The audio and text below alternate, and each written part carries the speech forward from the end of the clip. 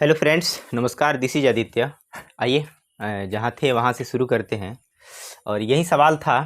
Unfortunately power cut हो गई, तो शायद यहीं तक होगा पिछली क्लास में, यानी चौथी क्लास में। आज ये पांचवी क्लास है और ऐसा मैं मान के चलता हूँ कि आज ये नंबर सिस्टम का आखिरी क्लास होगा।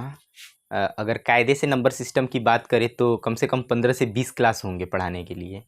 लेकिन क्या है कि वो जो लेवल है वो एसएससी, बैंकिंग, रेलवे, इन सब का लेवल है और सीटेट के लिए इनफ है ना। आप प्रैक्टिस सेट लगा के देखेंगे या फिर आपको खुद ही पता चल जाएगा। आइए देखते हैं। जैसा कि ये एक सवाल दिया गया है, फाइंड द सम ऑफ -1 +2 -3 +4 -5 +6, ऐसे दिया गया है 1000 तक। ठीक है, अब इसको करने के मेरे पास दो तीन तरीके हैं। एक तो तरीका ये है कि मैं ऐसे देख रहा हूँ कि -1 +2, यानी कि यहाँ पे +1 का बन रहा है, यहाँ पे -3 +4, अगर इसको हल करें तो यहाँ पे क्या बन रहा है +1, ऐसे ही क्या बन रहा है +1। ठीक है, तो मुझे एक चीज़ यहाँ से ये समझ में आ गया कि दो डिजिट को मिला करके, दो डिजिट को अगर हम हल कर रहे हैं तो +1 आ रहा है, फिर दो को हल कर रहे हैं +1, फिर दो को अगर 1000 तक लगातार है, 1000 तक लगातार है, तो मतलब कि ऐसे ही एक एक एक एक 500 बार आएगा। कितनी बार आएगा? 500 बार आएगा। तो एक तो हमें ऐसे ही पता चलेगा कि हाँ, इसका योग क्या हो जाएगा, 500 होगा। ये सबसे आसान तरीका है। दूसरा तरीका ये है कि जो हम नंबर सिस्टम में पढ़े हैं, बात समझ में आ रही है, जो हम नंबर सिस्टम में क्या किए हैं, पढ़े हैं, तो उस पर भी चर्चा कर लेते हैं। अगर मैं ऐसे देख रहा हूँ कि अगर यहाँ से मैं 2 4 ऐसे 6 लूँ और यहाँ से 1 3 और 5 ऐसे लूँ, तो इवन और ऑड का एक क्रम बनेगा, इवन और ऑड का एक क्रम बनेगा। ठीक है, और उस सम और विषम के क्रम को हम हल कर देंगे, सवाल खत्म। आ रही बात समझ?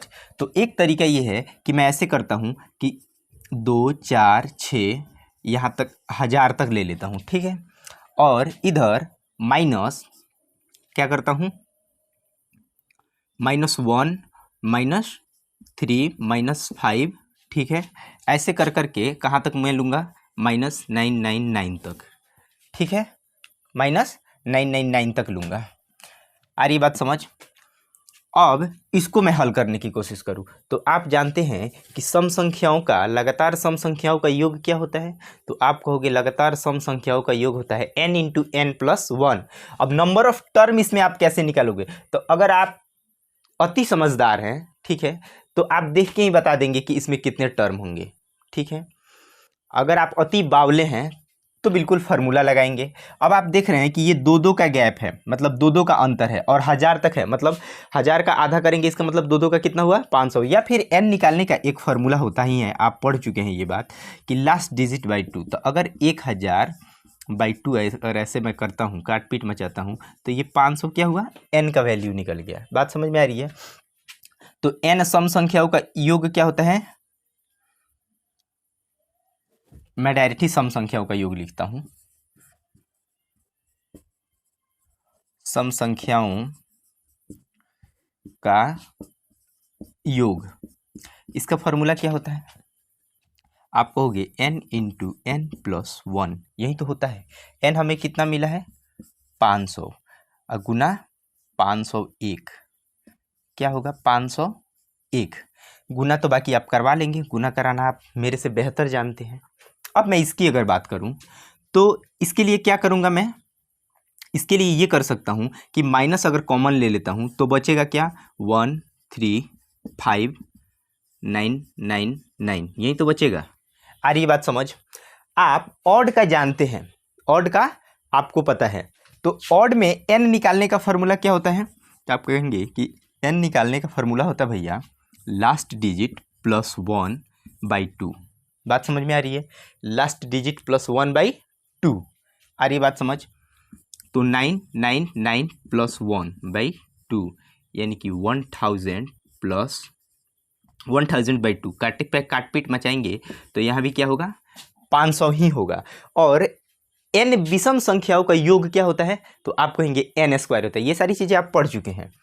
तो योग क्या हो जाएगा, यहाँ पे सम हो जाएगा n², यानी कि 500 का क्या हो जाएगा, 500 का स्क्वायर हो जाएगा। अब आप गुना मना करा लेंगे, ठीक है, इसका भी गुना करवा लेंगे, 500 का स्क्वायर भी कर लेंगे। ठीक है, और इसमें से ये जो आप गुना करवाओगे, ये जो आएगा यहाँ से इसको क्या करोगे, घटा दोगे, 500 आंसर आ जाएगा। बात समझ में आ रही है। लेकिन मैं अगर स्टूडेंट होता तो मैं ऐसे सोचता, मैं इतनी लंबी कहानी क्यों कहूँ, मेरे को तो यहाँ से आसानी से मिल जा रहा है शॉर्ट में। बात समझ में आ रही है। तो मैं तो इसी से हल कर दूं। और आपके एग्जाम में जैसे ही इस तरह के प्लस और माइनस में सवाल आएंगे तो आप इस तरह का ही रिलेशन ढूंढने की कोशिश करेंगे, इस पे कतई ना जाएंगे। ये बहुत ही लंबा टाइम ले लेगा आपका। बात समझ में आ रही है। ठीक है, आप इसको एक बार देखिए, फिर मैं इसको मिटाता हूँ, है कि नहीं। आगे देखते हैं फिर।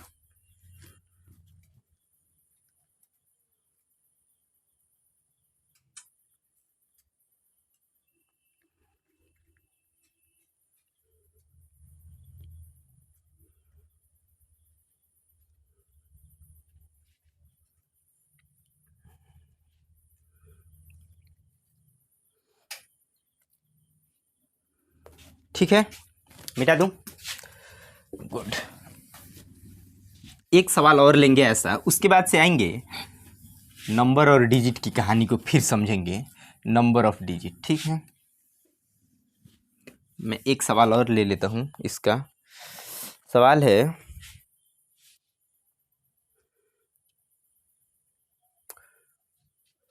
सम ऑफ 1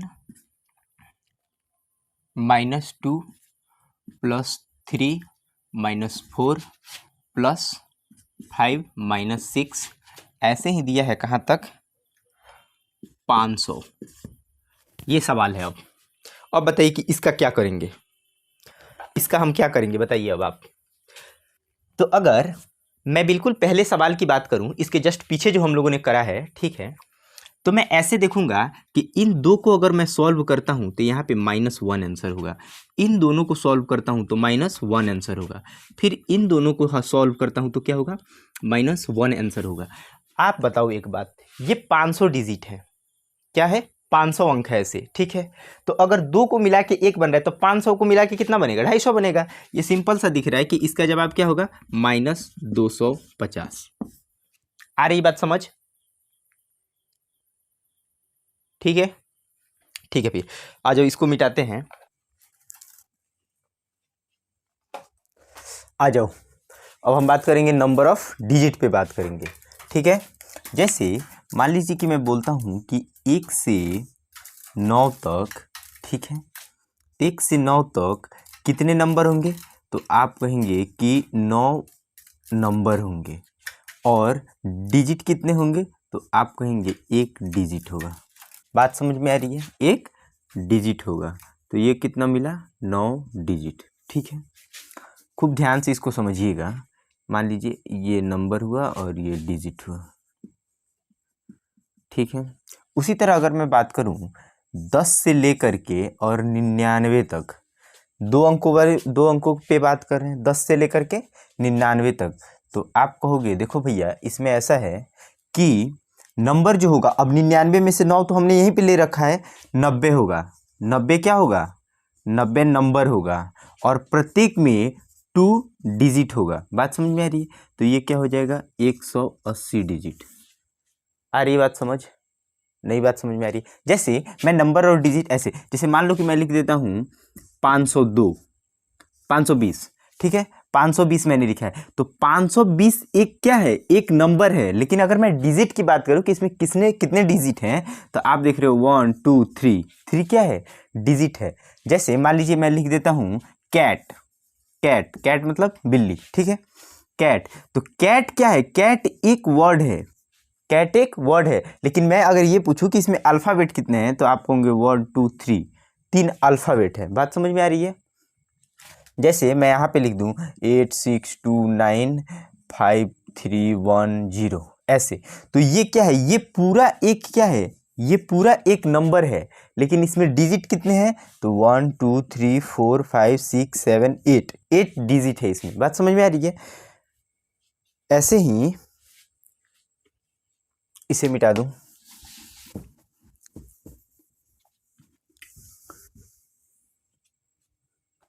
ऐसे ही अगर मैं आपसे पूछूं कि 101 से 100 तक संख्या को लिखने में कितने डिजिट का यूज होता है, ठीक है। तो उसी तरह अगर मैं बात करूं, जैसे 100 हो गया, अब मैं 100 से अगर 999 की बात करूं, यानी हम 3 डिजिट में बात कर रहे हैं, तो आप कहेंगे कि देखो भैया 999 में से अगर 900 चला जाएगा तो मतलब कि यहाँ पे नंबर बचेगा, 900 नंबर होगा और प्रत्येक में 3 क्या होगा, डिजिट होगा, यानी 9 त्रिका 2700, 2700 क्या होंगे, डिजिट होंगे। बात समझ में आ रही है? इतनी बात समझने में कोई दिक्कत नहीं, ठीक है। अब मैं अगर आपसे बोलूं कि जैसे एक क्वेश्चन लेते हैं कि मैं बोलूं कि 1 से 59 तक संख्या में कुल कितने अंक होंगे? अब आप निकाल के बताइए। बात समझ में आ रही है? तो आप ऐसे सोचेंगे 1 से 59, यानी 1 से 9 तक की अगर मैं बात करूं, 1 से 9 तक की अगर मैं बात करूं, तो आप कहोगे कि इसमें तो हो जाएगा 9 डिजिट। कैसे हुआ है आप समझ गए हैं। और 10 से लेकर के और 59 तक की बात करें, तो 10 से लेकर के 59 तक की अगर मैं बात करूं, ठीक है, तो 59 में अगर यहाँ पे अगर मैं देखूं यहाँ पे, तो ये कितना हो जाएगा, ये तो 9 पहले ही निकल गया है, मतलब कि क्या बचेगा, 50। और इसमें प्रत्येक में कितना डिजिट होगा, तो आप कहोगे 2, ये कितना हुआ, 100 डिजिट हुआ। अगर इन दोनों को जोड़ेंगे तो 109 डिजिट होगा। बात समझ में आ रही है?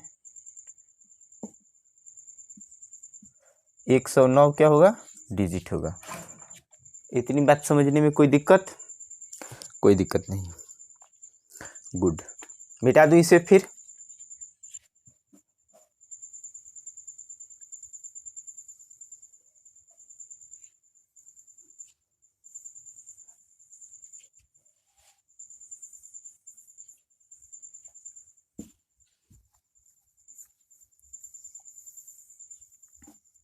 एक सवाल ले लेते हैं, ठीक है,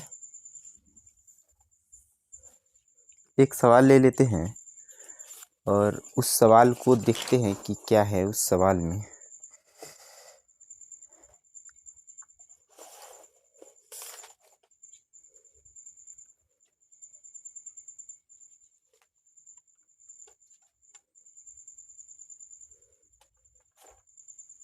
दिया है कि how many digits are used to, question देखिए, how many digits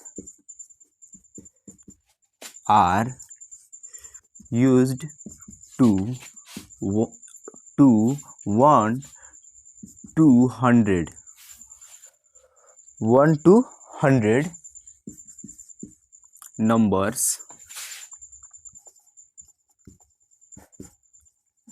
numbers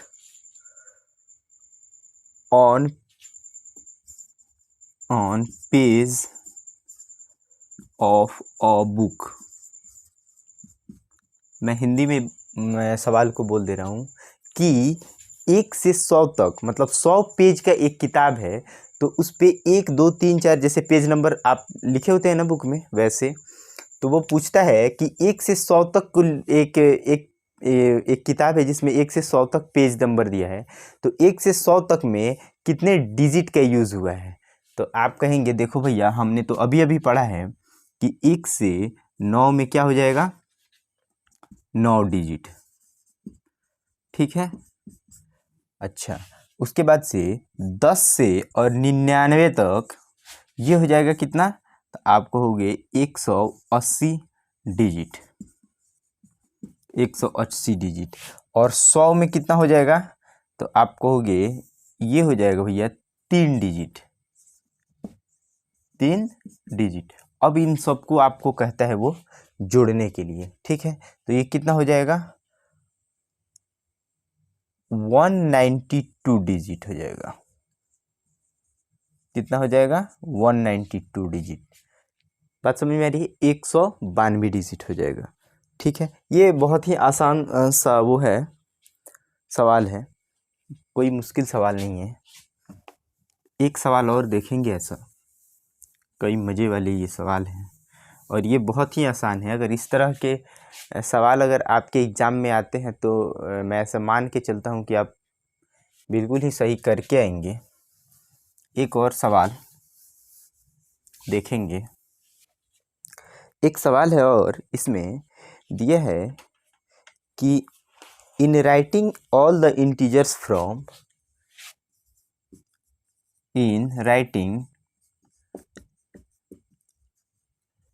all the integers from 1 to 100, from 1 to 100, how many times is the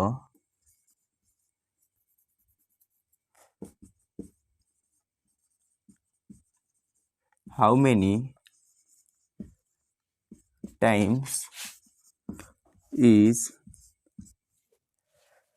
the digit 1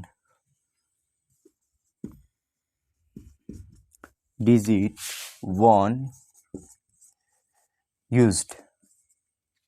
कहता है, सवाल को हिंदी में मैं बता रहा हूँ कि 1 से 100 तक की गिनती में एक कितनी बार आता है। ये सवाल वो आपसे पूछ रहे हैं, 1 से 100 तक की गिनती में एक कितनी बार आता है। देखेंगे, अगर मैं लिखना शुरू करूं तो यहाँ पे 1 लिखूंगा, 2 लिखूंगा, ऐसे ही यहाँ पे 10 लिखूंगा, यहाँ पे क्या लिखूंगा 11 लिखूंगा, और ऐसे ही बढ़ते अगर आऊँगा तो यहाँ पे क्या लिखूंगा 20 लिखूंगा।